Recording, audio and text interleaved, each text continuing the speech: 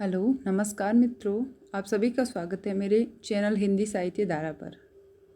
और आज हम गोस्वामी तुलसीदास जी का जीवन परिचय पढ़ेंगे, जो कि उनकी 526वीं जयंती पर पढ़ेंगे। आज 23 अगस्त 2023 को 526वीं जयंती तुलसीदास जी की मनाई जा रही है। इसी हर्षोल्लास पर हम आज इनके जीवन परिचय के बारे में अध्ययन करेंगे। इनका जन्म श्रावण मास की शुक्ल पक्ष की सप्तमी को पड़ता है, इसलिए आज 23 अगस्त को ही इनकी जयंती पड़ी है, 526वीं जयंती, क्योंकि आज श्रावण माह की शुक्ल पक्ष की सप्तमी है। इनका जन्म 1532 ईस्वी में हुआ था। इनका जन्म कब हुआ था? 1532 ईस्वी में तुलसीदास जी का जन्म हुआ था, जो कि राजापुरा गांव में हुआ था। जिला बांदा, गांव राजापुर, जो कि यूपी में पड़ता है। इनकी मृत्यु 1623 ईस्वी में हुई थी तुलसीदास जी की। और मृत्यु कहाँ पर हुई थी? काशी के अंदर हुई थी। तुलसी इनकी माता का नाम है। तुलसीदास जी की माता का नाम तुलसी है।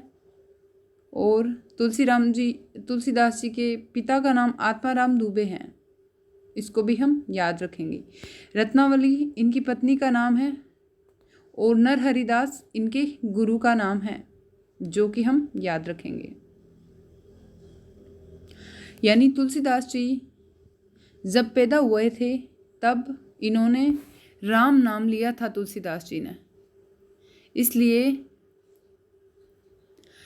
बचपन में इनका नाम राम बोला था। राम बोला हुआ करता था इनका बचपन का नाम।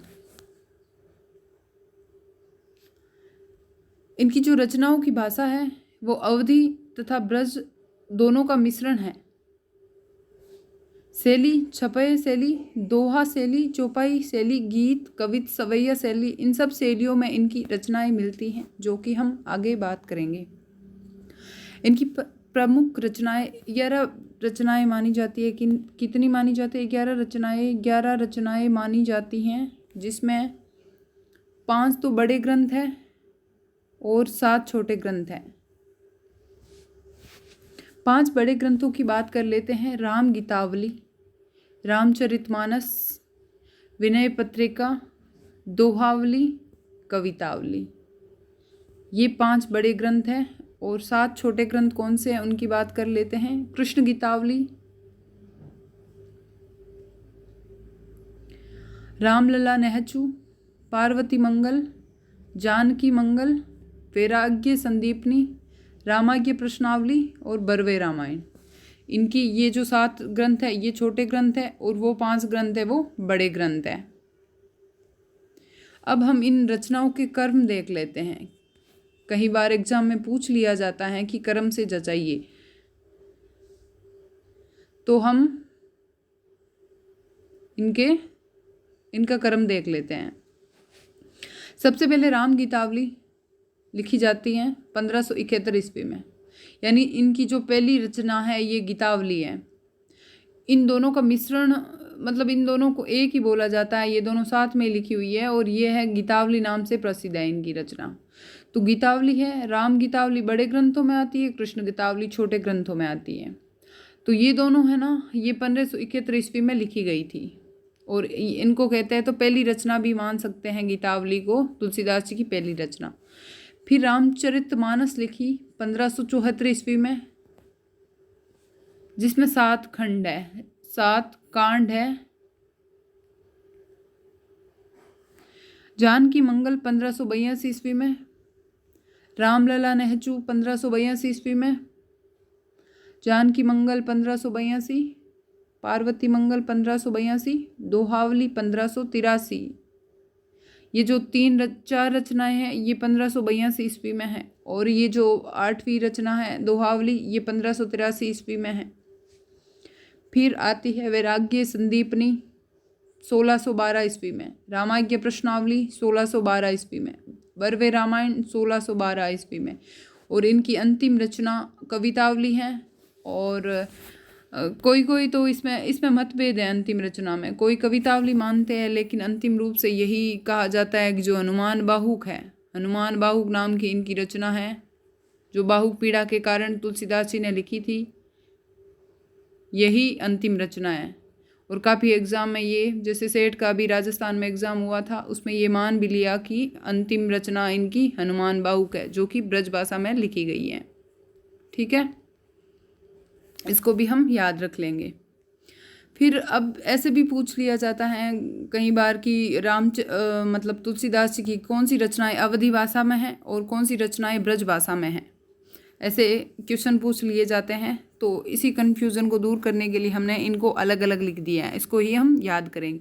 और इनकी एक अच्छी सी ट्रिक भी है, जैसे अगर किसी रचना में इनकी राम आए या मंगल आए, राम या मंगल आए, वो सब रचनाएं इनकी अवधी भाषा में हैं। किस भाषा में है? अवधी भाषा में। और बाकी जो भी बचे इनसे, इनके अलावा, वो सब ब्रज भाषा में हैं। जैसे देख लेते हैं रामचरितमानस, इसमें राम आया है तो अवधी भाषा की है। रामलला नेहचू, राम आया है तो ये अवधी भाषा की है।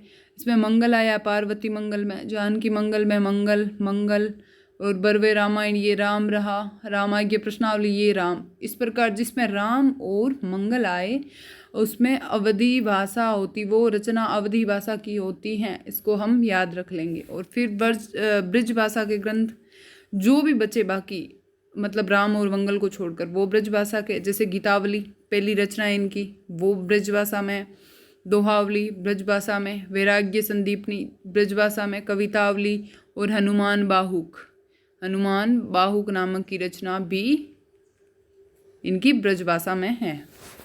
आगे हम बात कर लेते हैं। यहाँ पर कहा गया है कि जो तुलसीदास जी वो अकबर के समकालीन हुआ करते थे। कई बार पूछ लिया जाता है कि तुलसीदास जी किस राजा के समकालीन थे, तो यहाँ पर बात कर लेते हैं हम, अकबर के समकालीन थे। और इनकी जो भाषा थी वो परिष्कृत अवधी थी तुलसीदास जी की भाषा। इनके गुरु नरहरियानंद थे, इन्होंने ही इनका लालन पालन किया था, क्योंकि इनके पिताजी ने तो इन्हें, तुलसीदास जी को, घर से बाहर निकाल दिया था छोटी उम्र में, तो नरहरियानंद ने ही इनका पालन पोषण करके इन्हें बड़ा किया था। इनका जन्म राजापुरा बांदा में हमने बात कर ली है, और 1532 ईस्वी में इनका जन्म हुआ था, और 1623 ईस्वी में काशी में इनकी मृत्यु हुई थी। इस बात को भी हम याद रख लेंगे। ठीक है, और ये राजापुरा बांदा कहाँ है? यूपी में है। अब कुछ इनके बारे में कथन है, या कविताओं के बारे में, कुछ रचनाओं के बारे में कुछ कहा गया है, उसकी हम बात कर लेते हैं। जैसे विंसेंट स्मिथ है, इन्होंने कहा है मुगल काल का सबसे बड़ा कवि। जैसे ये अकबर के समकालीन हुआ करते थे, तो यानी ये मुगल काल के समकालीन थे। मुगल काल का सबसे बड़ा कवि किसने कहा है तुलसीदास जी को? विंसेंट स्मिथ ने कहा है। विंसेंट स्मिथ ने कहा है कली काल का वर्णन। इन्होंने कली काल का वर्णन या कलयुग का वर्णन किसमें किया है? कवितावली में किया है। ठीक है, और जैसे रामचरितमानस का 7वां खंड है उत्तरकांड, उसमें भी कलयुग का वर्णन किया गया है, कलयुग के बारे में कहा गया है। उत्तरकांड के में साधु संतों के लक्षणों का वर्णन इसमें वैराग्य संदीपनी में किया गया है। ठीक है, वैराग्य संदीपनी क्या कहा गया है? साधु संतों के लक्षणों का वर्णन किया गया है। और इनकी शिक्षा है वो अयोध्या में हुई थी। और अखिल ज्ञान का सार और साधु संतों के लक्षणों का जो वर्णन है वो इनकी ये जो प्रसिद्ध रचना है वैराग्य संदीपनी, इसी में मिलता है। सूरदास के आग्रह पर इन्होंने कृष्ण गीतावली रचना की थी, जो बाल लीला पर आधारित है।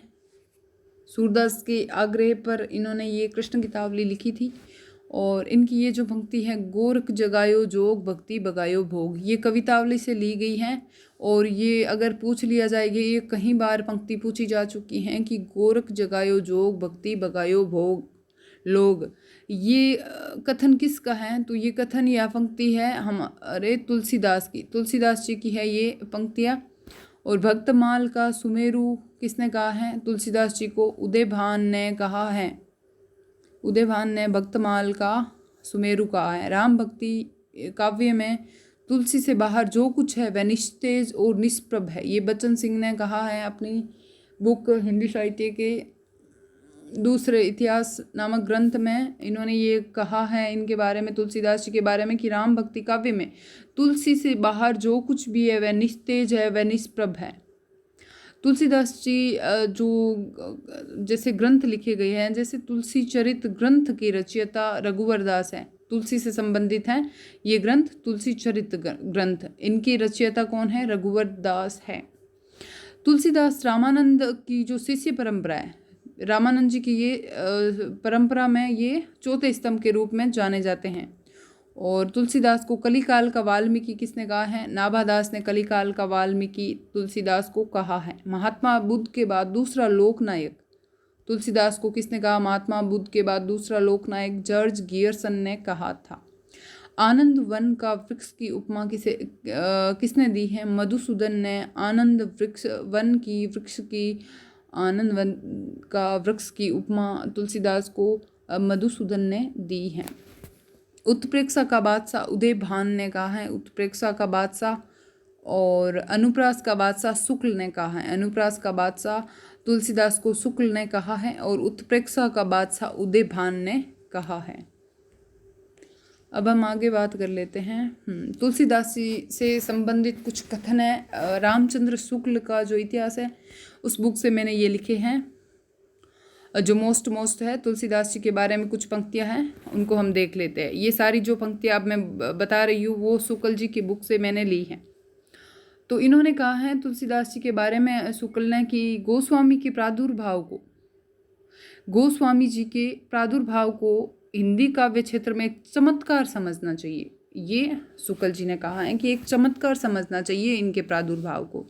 हिंदी काव्य की शक्ति का पूर्ण प्रसार इनकी रचनाओं में भी पहले दिखाई पड़ा कि हिंदी काव्य की शक्ति का पूर्ण प्रसार था, वो इनकी रचनाओं में पहले देखने को दिखाई पड़ा। गीतावली की रचना गोस्वामी जी ने सूरदास जी के अनुकरण पर की है, जो कि बाल लीला के पद सूरदास के सूर सागर से मिलते हैं, केवल राम श्याम का अंतर है। ठीक है, जायसी में केवल ठेठ अवधि का माधुर्य है, पर गोस्वामी जी की रचना में संस्कृत की कोमल पदावली का भी बहुत मनोहर मिश्रण हुआ है। भारतीय जनता का प्रतिनिधि कवि यदि किसी को कह सकते हैं तो इन्हीं महाअनुभव को कहा जा सकता है। तो इस प्रकार भारतीय जनता का प्रतिनिधि कवि किसने कहा है? तो शुक्ल ने तुलसीदास को भारतीय जनता का प्रतिनिधि कवि भी कहा है। शगुन धारा की भारतीय पद्धति के भक्तों में कबीर, दादू आदि के लोक धर्म विरोधी स्वरूप को यदि किसी ने पहचाना है तो वो गोस्वामी जी ने पहचाना है। ये बात कही है इन्होंने। गोस्वामी जी की भक्ति पद्धति की सबसे बड़ी विशेषता है कि उसकी सर्वांग पूर्णता, उनकी जो सर्वांग पूर्णता है वो उनकी सबसे बड़ी विशेषता है। जीवन के किसी पक्ष को सर्वथा छोड़कर वह नहीं चलती हैं, वह सब पक्षों के साथ उसका सामंजस्य करते हैं और न उसका कर्म या धर्म से विरोध, न ज्ञान से। धर्म तो उसका नित्य लक्षण है। ये बात शुक्ल ने कही है गोस्वामी तुलसी के बारे में। मानस के बालकांड में, जो रामचरित मानस का बालकांड है, उसमें संत समाज का जो लंबा रूपक है वह इस बात को स्पष्ट रूप से सामने लाता है कि भक्ति की चरम सीमा पर पहुंचकर भी लोक पक्ष उन्होंने नहीं छोड़ा।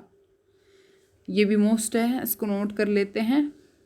लोक संग्रह का भाव उनकी भक्ति का एक अंग था। कृष्ण उपासक भक्तों ने इस अंग की कमी थी। ठीक है, लोक संग्रह की भावना थी तुलसीदास जी में। रामचरित मानस के बारे में भी कुछ कथन इन्होंने शुक्ल ने कहा है अपने पुस्तक में। कथा काव्य के सब अवयवों का उचित समीकरण है इसमें। कथा के मार्ग स्थलों की पहचान है, प्रसंग अनुकूल भाषा है और श्रृंगार की शिष्ट मर्यादा के भीतर बहुत ही व्यंजक वर्णन किया गया है।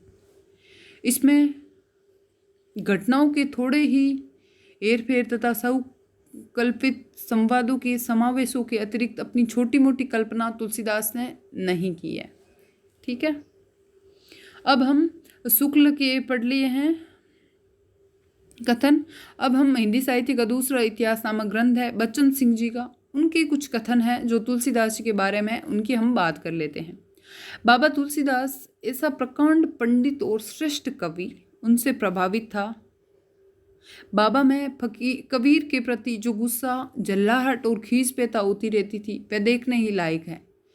साकी शब्दी दोहरा कही कहिनी उपखान, भगति निरूपही भगत कली, निंदई वेद पुराण। ये तुलसीदास जी ने कबीर के बारे में कहा है और इस प्रकार इन दोनों की बातें हो रही है, यानी दोनों को तुलनात्मक बात कही गई है।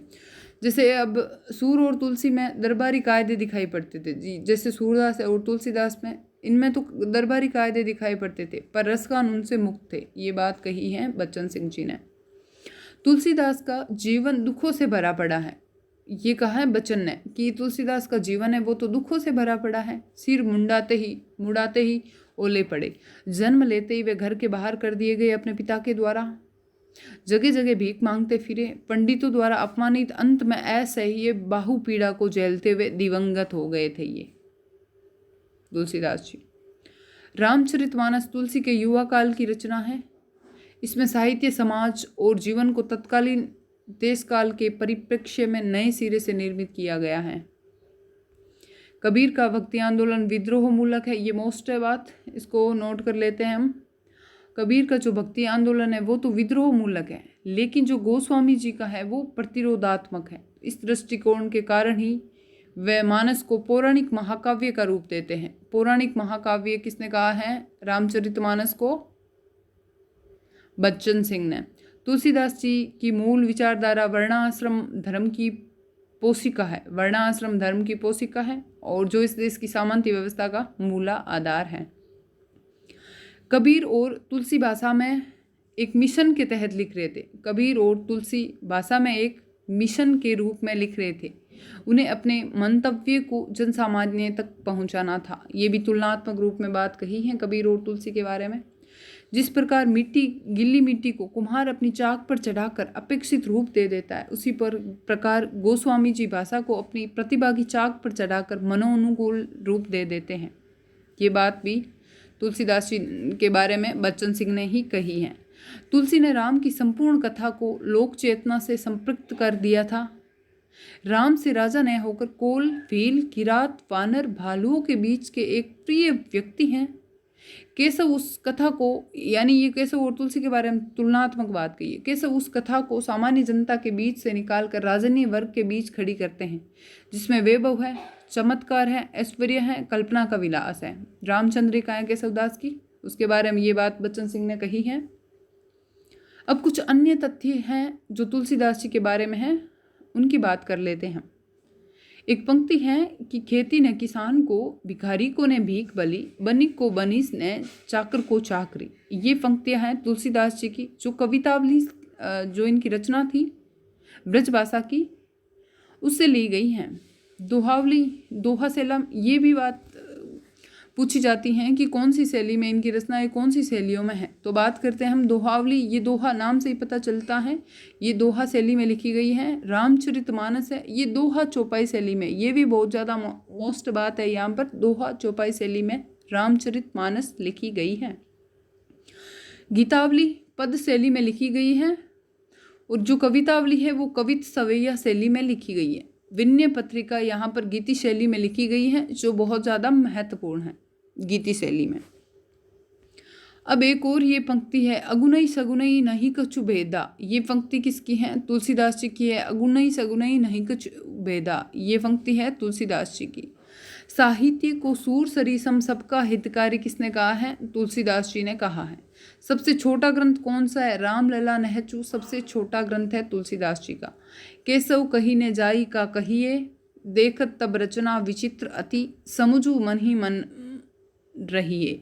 ये पंक्तियाँ किसकी है? ये भी तुलसीदास की हैं। तो आज हमने तुलसीदास जी का जीवन परिचय पढ़ा, जो हमारे लिए बहुत सौभाग्य की बात है।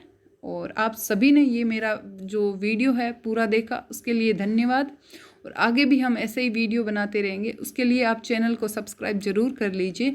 और इसमें जो कोई भी गलती हुई है मेरे वीडियो में, तो आप कमेंट बॉक्स में मुझे ज़रूर बताइए, ताकि मैं उस चीज़ से अवगत होऊं और अगली बार मैं उसमें क्रिएशन करने की कोशिश करूं। धन्यवाद आप सभी का।